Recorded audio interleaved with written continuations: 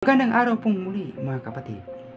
Ngayon basahin na naman po natin ang Biblia na walang kasamang mga doktrina na pumapanig sa isang grupo o relihiyon.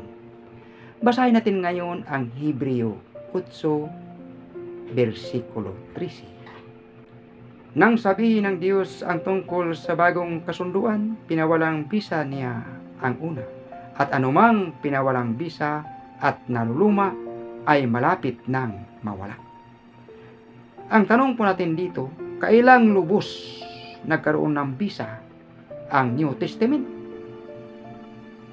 Basahin natin ngayon ang Lucas 12, versikulo 50. May isang bautismo na dapat kong danasin, at ako'y nababagabag hanggat hindi ito nagaganap. Napakaliwanag po na mayroong gaganapin ang ating Panginoong Jesucristo. Ano nga ba ito? Basahin natin ngayon ang Juan 19, versikulo 30. Nang masipsip na ni Jesus ang alak, sinabi niya, naganap na. Iniyukayok niya ang kanyang ulo at nalagot ang kanyang hininga. Yun po pala ang bautismo na dapat niyang ganapin. At ang tanong po natin sa umpisa, kailan po ba nagkaroon ng bisa ang New Testament? Balikan natin ang Hebreo 9, versikulo 16-17. Kapag may testamento, kailangang mapatunayang patay na ang gumagawa niyon, sapagkat ang testamento ay walang bisa habang buhay pa ang gumagawa. Magkakabisa lamang iyon kapag siya ay namatay na.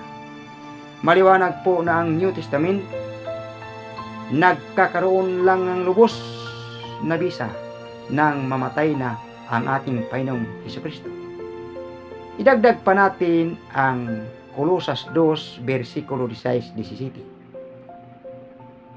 Kaya't huwag na kayong magpapasakaw pa sa anumang alituntunin tungkol sa pagkain o inumin, tungkol sa mga kapistahan, sa bagong buwan o sa araw ng pamamahinga.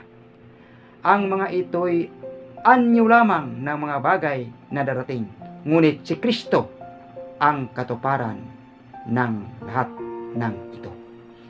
Nang mamatay na ang ating Panginoong Hesukristo sa krus, lubusan nang nagkaroon ng bisa ang New Testament.